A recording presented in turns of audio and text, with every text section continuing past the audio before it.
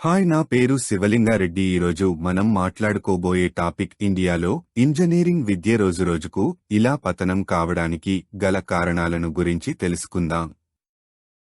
భారతదేశంలో ఇంజనీరింగ్ విద్యకు విలువ లేకపోవడానికి భారతదేశ విద్యార్థులపై నికరమైన అభిప్రాయాన్ని ప్రభావితం చేసే కొన్ని అంశాలు స్పష్టతనిస్తాయి. సాంస్కృతిక ఆశలు, విద్యార్థుల నైపుణ్యం లేదా ఆసక్తికి సంబంధం లేకుండా ఇంజనీరింగ్ చేయమని కుటుంబం మరియు సమాజం ఒత్తిడి చేయడం వల్ల విద్యార్థులు ఆసక్తి లేకుండా కోర్సును చదవడం వలన దాదాపు 70% మంది వృత్తి నిపుణులు కాలేకపోతున్నారు. విద్యా నాణ్యత, అన్ని ఇంజనీరింగ్ కాలేజీలు ఒకే విధమైన విద్యా నాణ్యతను అందించవు. చాలా సంస్థలు అవసరమైన మౌలిక సదుపాయాలు, అనుభవజ్ఞులైన అధ్యాపకులు లేదా పరిశ్రమ సంబంధాలు లేకపోవడం వల్ల పట్టభద్రుల నైపుణ్యాలపై ప్రభావం పడుతుంది. ఇంజనీరింగ్ అన్నది వృత్తి విద్యా కోర్సు కావున వృత్తి నైపుణ్యం లేని వారు మార్కెట్లో రాణించలేరు.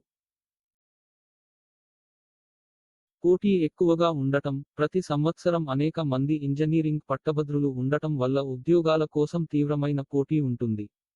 ఈ అధిక సరఫరా కారణంగా విద్యార్థులు కావలసిన ఉద్యోగాలను పొందడం కష్టంగా మారుతుంది.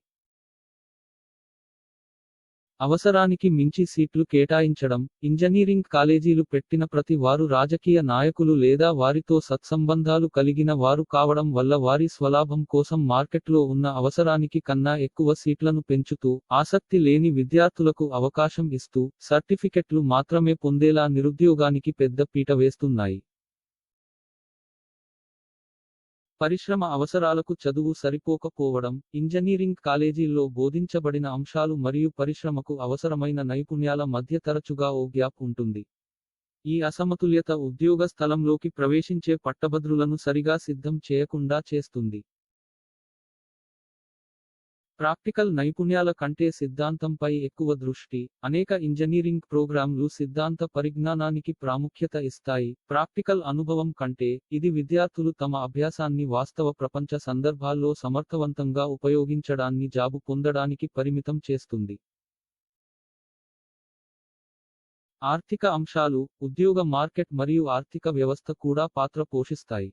కొందరు నైపుణ్యం కలిగిన పట్టభద్రులు కూడా ఆర్థిక మాంద్యం లేదా కొన్ని ఇంజనీరింగ్ రంగాల్లో డిమాండ్ తక్కువగా ఉంటే ఉద్యోగాలను పొందడంలో కష్టపడవచ్చు. ఈ అంశాలు ఇంజనీరింగ్ విద్యార్థులు అనధికారం పొందినట్లు భావించడానికి దోహదం చేస్తాయి. వీరి వల్ల మాత్రమే ఇంజనీరింగ్ విద్యకు విలువ తగ్గుతూ వస్తుంది. అయితే, అనేక మంది ఇంజనీరింగ్ పట్టభద్రులు విజయవంతమై తమ రంగాల్లో విశేష కృషి చేస్తున్నారు. చివరిగా విద్యార్థులు గమనించవలసిన, గుర్తించుకోవలసిన విషయానికి కష్టపడి కాకుండా, ఇష్టపడి మాత్రమే ఇంజనీరింగ్ విద్య అభ్యసించండి. అప్పుడు మాత్రమే మీరు అనుకున్న స్థాయికి చేరగలుగుతారు. మీకు కావాల్సిన పూర్తి సమాచారం అందించగలిగానని భావిస్తున్నాను. మీ అమూల్యమైన సలహాలు, కామెంట్ రూపంలో తెలియజేయగలరని విన్నవిస్తున్నాను.